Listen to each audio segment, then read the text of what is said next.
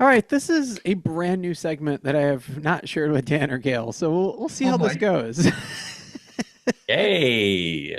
It's been a season of trying new things and seeing what works, and you guys have been great sports with it. Excellent. So I'm calling this "Try This at Work." And essentially, what I'm going to do is I'm going to hand you both a common workplace scenario, and Mm. you will hopefully give me back some simple tips or suggestions that you can use right away.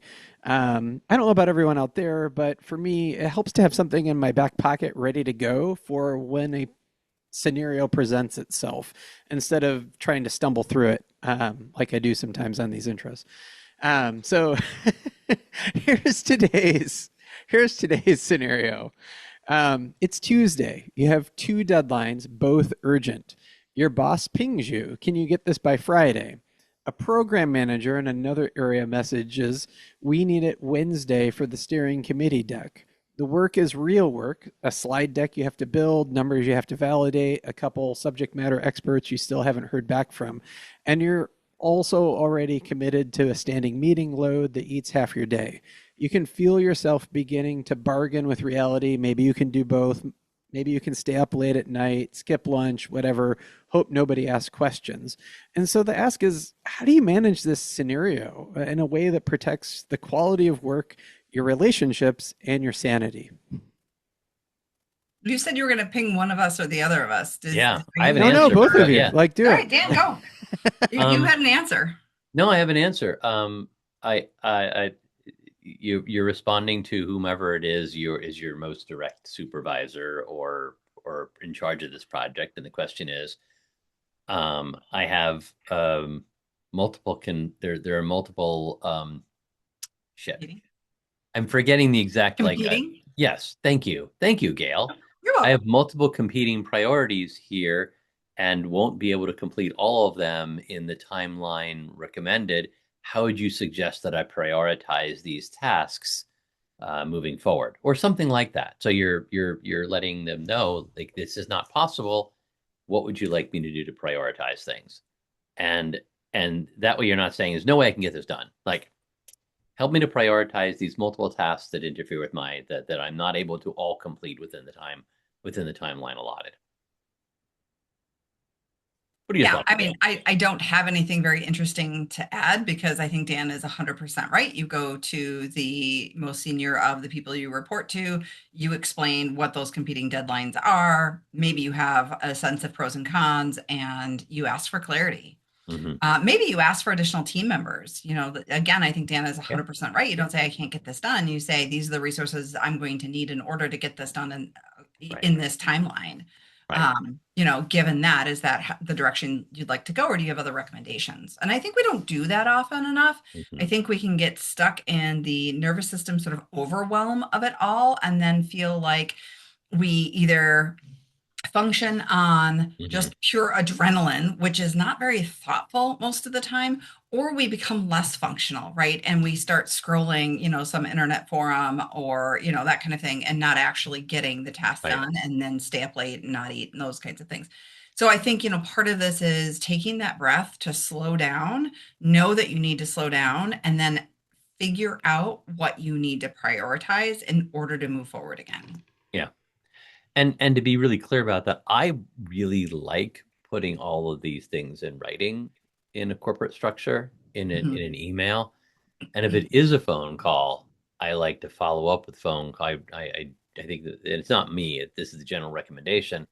Right. If it is a phone call or an in-person conversation, you follow that up with an email. Per our conversation earlier, you would like me to prioritize this and this task. I do believe I'll be able to complete this task by Tuesday, this task by Thursday. This task will not likely get completed until next week, as we discussed.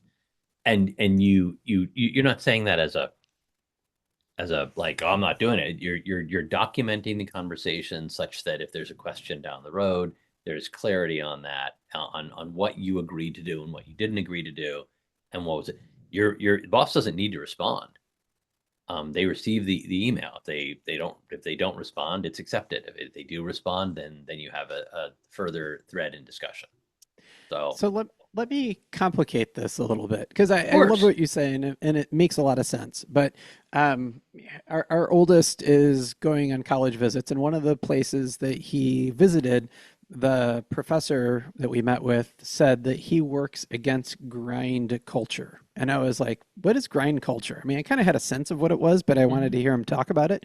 And he said, Definitely. and our oldest was interested in going into the gaming industry in terms of he's more interested in analog games, but he was, in this case, specifically talking about video games.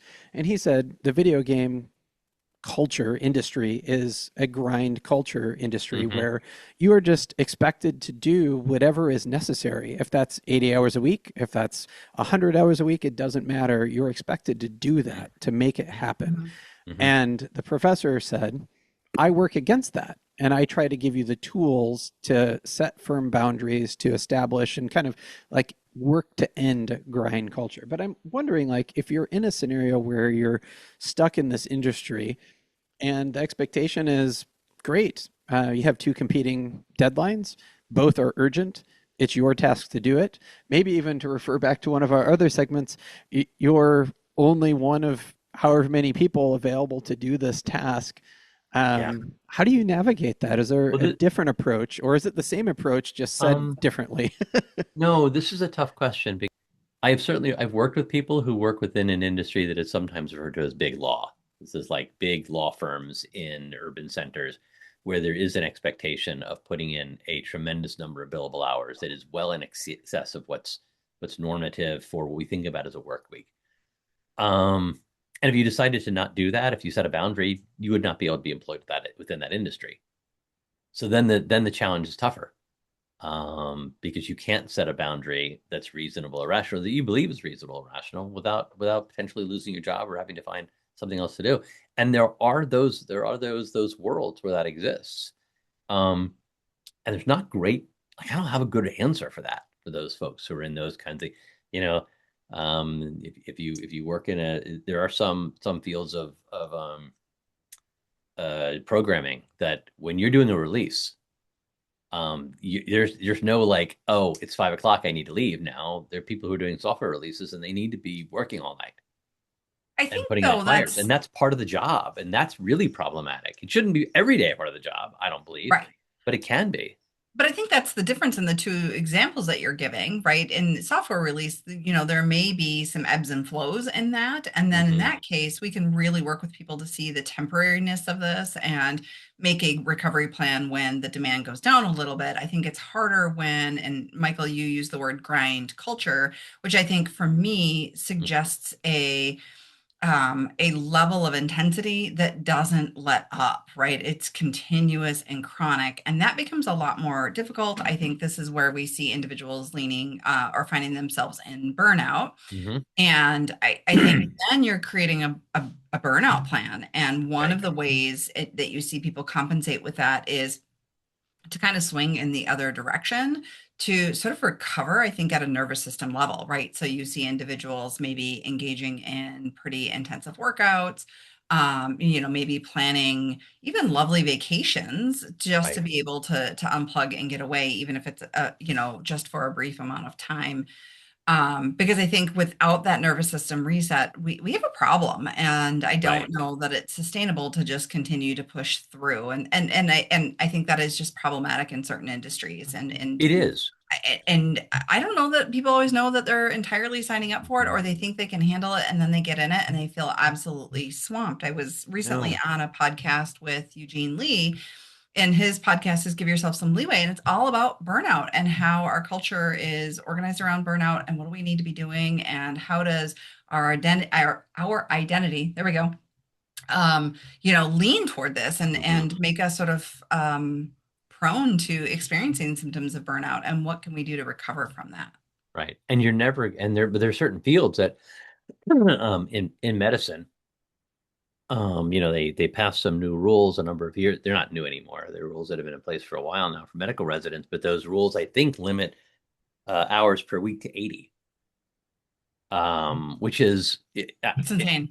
it is. It's I not mean, we don't let healthy. pilots fly that But much. on the other hand, you're not going to become a physician and make it through residency unless you are able to do that. And that's not a reasonable, rational thing. I was on a panel once years ago with people were attending were college students who were thinking about medicine as a career, and a bunch of physicians. And one of them asked of the OBGYN in the room, like how do you develop work-life balance with the demands of being an OBGYN? And she leaned forward and said, you don't. Because babies, especially an OBGYN. I mean, babies come exactly. whenever. So. I think the response was you become a dermatologist. Who like they tend to work a 9 to 5 job, or 7 to 3 or whatever. But yeah, I mean, there's the answer is you don't. You find a different career field, and that's callous and shouldn't be that way, etc. However, that is the nature of some of these jobs, and I feel myself talking out of both sides of my mouth, because on one hand, I'm like, we should all be working jobs where we're healthy, and we have good boundaries and limit setting, and at the same time, there are certain jobs and job fields that simply that's not going to happen. So let me add one final twist to this, which is, and perhaps this is asking for a friend, which is, you're very wrinkly today. Lots of wrinkles. What happens if you are anxious that you won't be able to meet both deadlines, but you might be able to? Like, is there a way to, like, what does that look like to reach out to the supervisor to say, hey, I don't know I can do this. I will do my best. However, heads up. Or like, what does that look like? It's a greater degree of complexity than Gail, do you have an answer for this? I mean, I think this anxiety, then, if you're having symptoms of a mental health nature, it is on you to check in, like you said earlier, Dan, and ask yourself, what of this can I manage? What is my responsibility? What is maybe workplace culture? And ideally, we're not in this spot without having a relationship with our supervisory, staff and managers. And so that is part of, I think, workplace culture, is being able to hopefully put into place where a system where your employees can come to you and say, I have competing priorities. And if you don't have that, and you have an employee who's anxious, then, we maybe are looking at what is the workplace culture? Is it beyond reasonable? And are people sort of complicit in this unreasonable culture that maybe we need to be pushing against? Again, I tend to think that American culture leans toward this disregard for boundaries, work-life balance, and ability for workers to say, hey, whereas I think other cultures maybe are, and maybe I'm being idealistic, leave me mailbag and let me know, right? Where we would have an encouragement toward those boundaries, and understanding that just because we can do it now doesn't mean we should do it now. Right. No, I think that is the case, that certain countries have very different work cultures around how much work you do at different times, and how much extra time is considered appropriate or not appropriate. And I would love to see some changes in culture for many industries, but I'm not in charge of those industries. So. And think about it, Dan. I think workplace culture even varies within our nation. I think about, workplace culture in Hawaii or California or somewhere along the West Coast. I imagine that to some extent that is different depending on the organization, because we have some big national organizations out there, versus some of the East Coast versus Midwest versus the South.